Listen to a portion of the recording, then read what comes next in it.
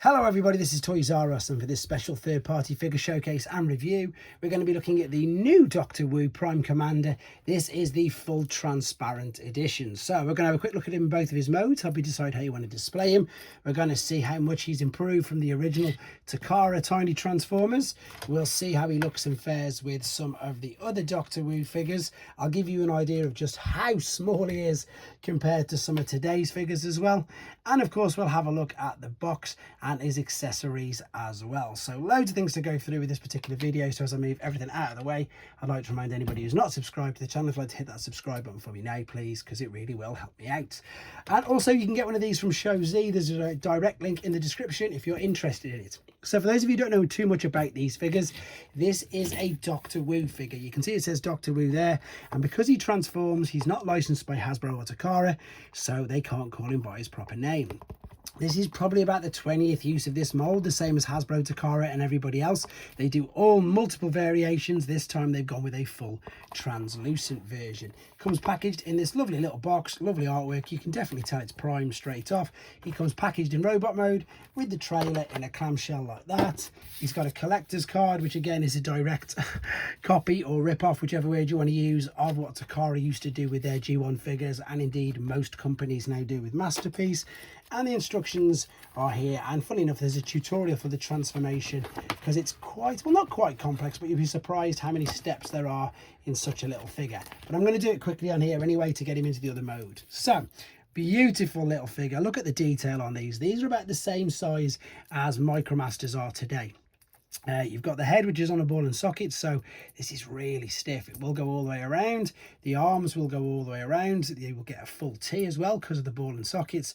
You've got it's like a waist swivel, but it's the top half of the torso. It does swivel. The legs are on ball and sockets. You can just about get the splits and go back. You've got a full knee bend, and you've got ankle tilt, rock and everything, because again they're on ball and sockets. So really articulate, nice and detailed. You know what, I might actually like this translucent version the best, better than all of the other versions of these particular figures. The paint apps work really well, and I think sometimes with translucent figures they do just tend to work.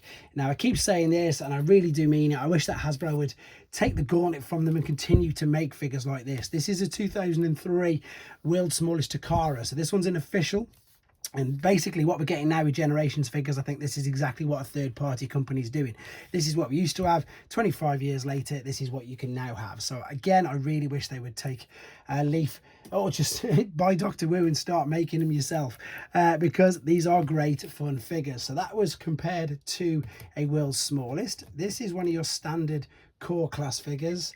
That, as you can see, is your Commander class Prime, so he's way bigger than him.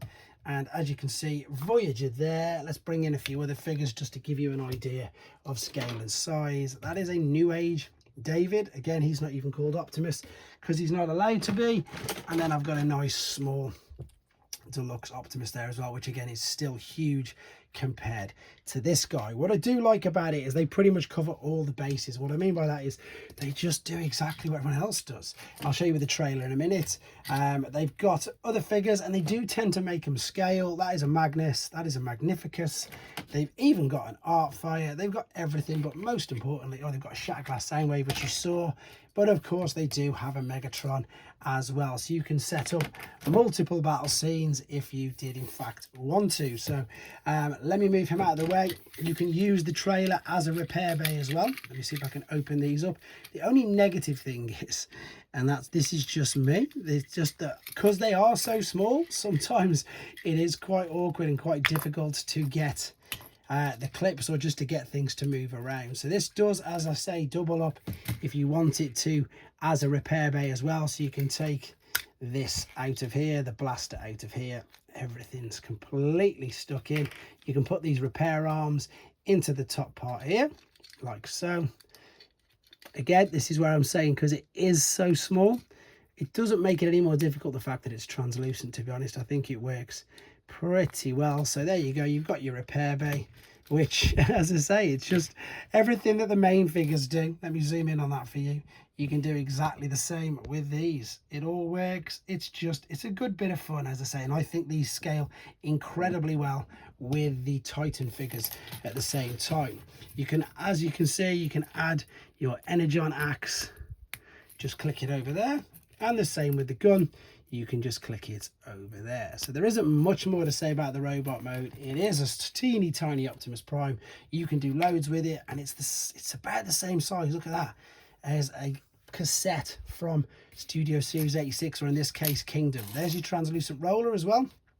Let's get him quickly into his truck mode just so you can see that. So what you do is you turn the head around like so. So you turn the top of the chest, rotate the head to tuck that down.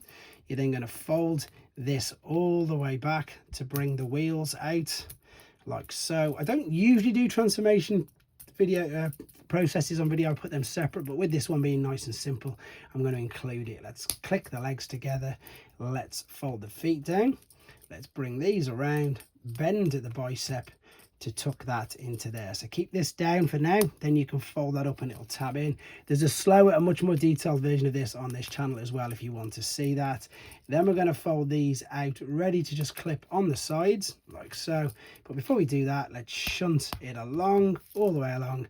And now you know if you've got it pushed all the way in, because that will be clipping exactly like so. So there is the truck mode. Look at that, beautiful reflecting bits there, lovely windows. Of course they're not translucent, they're actually painted, but then of course we now need to get this back into truck mode, or yeah, trailer mode, not truck mode.